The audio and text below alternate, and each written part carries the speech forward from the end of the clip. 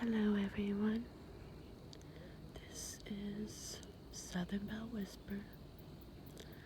I have missed you all so much.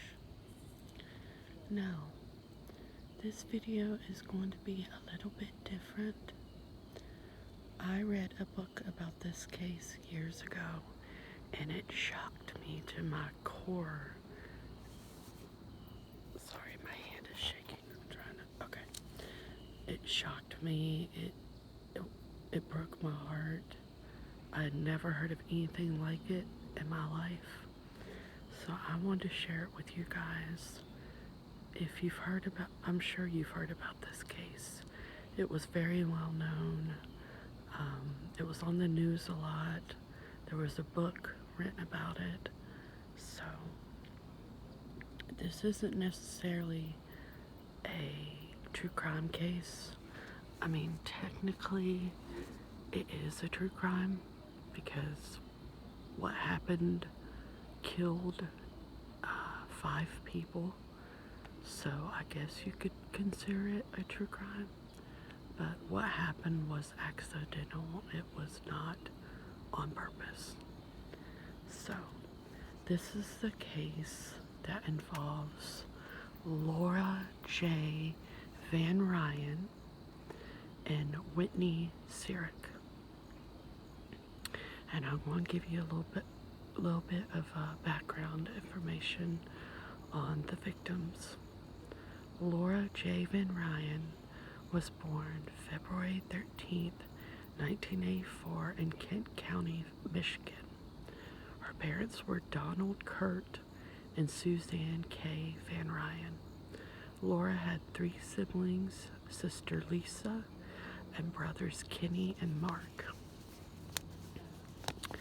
Laura was said to have a very happy childhood and was very close to her parents, siblings, and extended family, including her grandmother. She was very close to her grandmother.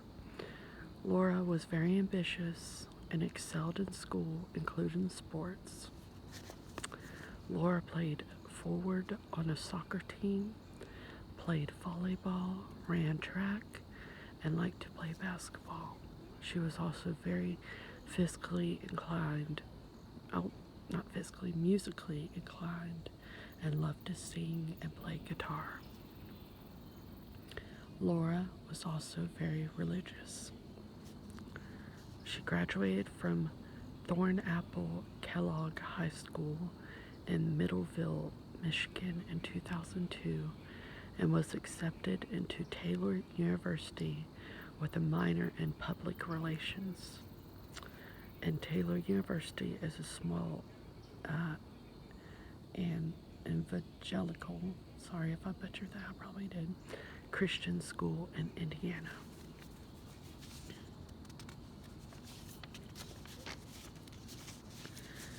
Give me a second.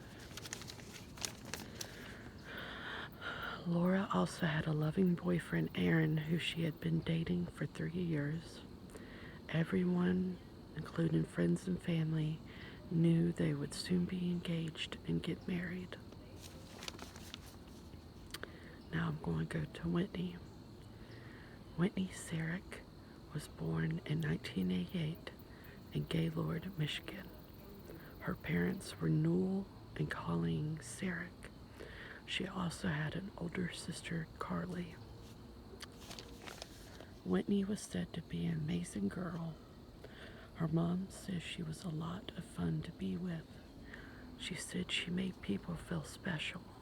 She made us feel special. Whitney was also very outgoing and athletic. She also had many close friends. Whitney and her family are also very religious. She graduated high school and was accepted to Taylor University. Laura was a senior at Taylor University, and Whitney was a freshman when this happened. So Laura, sorry about the barking dog. Oh my God. Okay, Laura was 22 and Whitney was 18.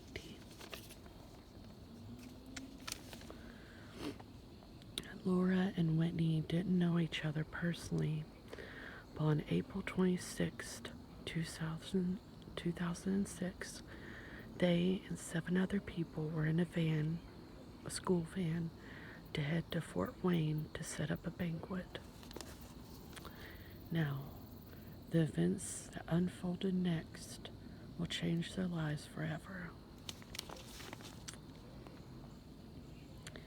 At 8 p.m., April 26th, 2006, their van was headed back to Taylor University after setting up for the luncheon for the next day in Fort Wayne. The van was a couple miles from the Marion exit at State Road 18 when a semi-truck came across the median and struck the van. Investigators would later learn the driver of the semi, Robert Spencer, had fallen asleep at the wheel before running off the northbound roadway. The crash killed 5 of the 9 people in the van, including Whitney. And because the crash was so brunt, it was so unbelievably hard, there were purses and wallets and IDs mixed everywhere on the roadway. They said there were a bunch of purses, wallets, IDs, school IDs everywhere. But an ID badge on Whitney's body positively confirmed her identity.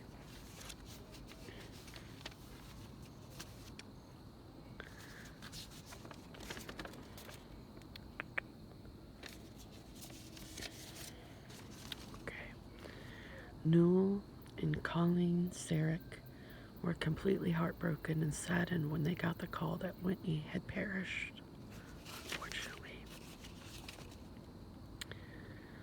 Laura Van Ryan had been said to survive the crash, but she was in a coma. Her face was covered by bandages due to a head injury. Her parents and sister quickly rushed to her side. They were sad but also happy that Laura had survived the crash. Her boyfriend Aaron also came to be by her side. Laura's face was heavily bandaged and swollen, but her hair was still said to be blonde and beautiful. Laura also couldn't speak because she was in the coma.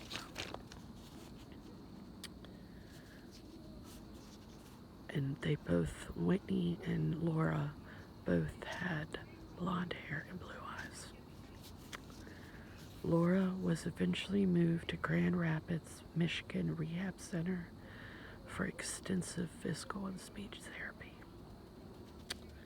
Meanwhile, Whitney's family had the funeral for Whitney and buried her in the family plot.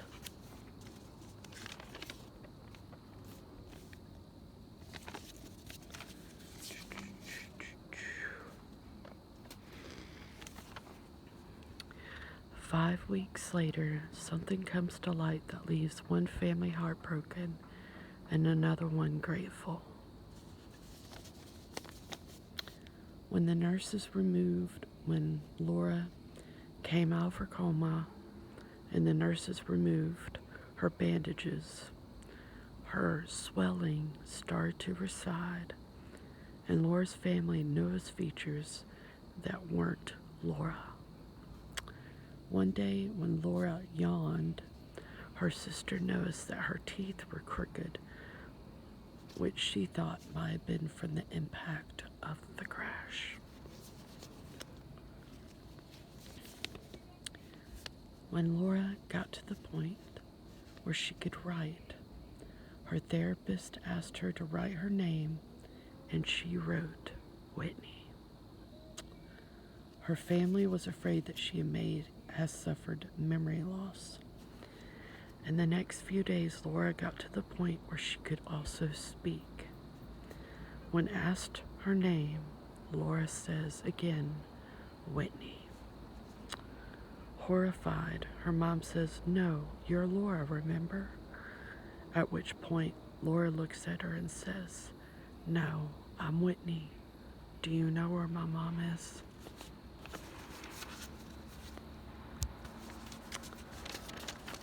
So much noise. So much noise. So much noise.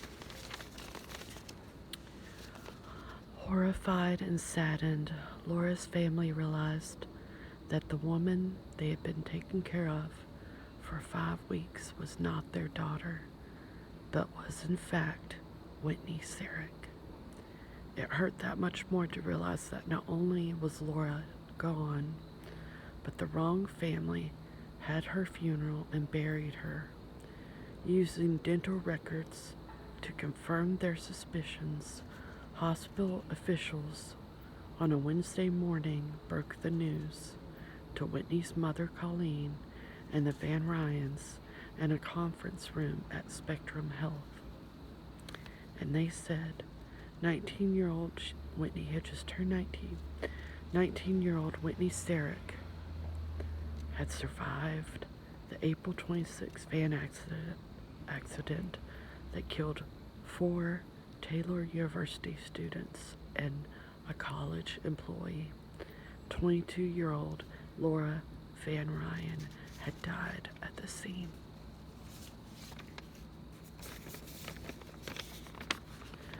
When officials asked the coroner and the paramedics at the scene what had caused the mix-up, the coroner responded that purses and wallets were strewn at the scene along I-69. And one of the paramedics put the wrong ID on Whitney, and that is what caused the mix-up. Whitney was airlifted from the scene with Laura's identification. He said he believed a rescue worker had sent the wrong ID along with Whitney, which is what caused the crazy mix-up. Also, Whitney's family had not wanted to view her body after she died, but they soon realized that wasn't their daughter. It was Laura. The body that came into the coroner's office was Laura's and not Whitney's. It said in years to come, Whitney expressed her gratitude and love to Laura's family for taking care of her those 5 weeks. The Van Ryans and Sareks remain friends to this day, and Whitney is now 34 years old, married with 3 children. So if you want to read the book, it's called Mistaken Identity. And like I said, when I read the book, it was completely unbelievable to me that something like that could happen. But you gotta take into account that Whitney and Laura were both blonde-headed, blue-eyed. And I've seen pictures of Whitney in the hospital bed, and her face was so swollen you couldn't tell who she was. But I could just imagine the hurt and the sadness that the Van Ryans felt when they realized that that wasn't their daughter, and they came to the realization that their daughter was the one that died and not Whitney. But also imagine Whitney's parents, how they felt, not only saddened for the Van Ryans, but absolutely elated that it was like their daughter came back from the dead.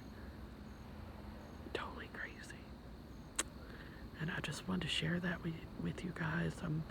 I'm going to tag it as a true crime because it is kind of, what did I say that trucker's name was?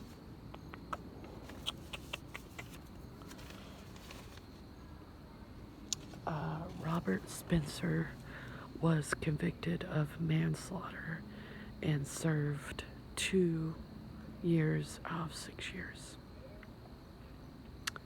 Not that much. He didn't go to prison for that long, which is unbelievable to me, because if you're falling asleep at the wheel, it doesn't matter. You killed 5 people, but he only served 2 years off 6 years. So that was his little way he got, which kind of angered me a little bit. But that is it for now. I hope you guys enjoyed this video. I'm sorry for all the background noise. And I love you guys, and I'll talk to you later. Bye-bye.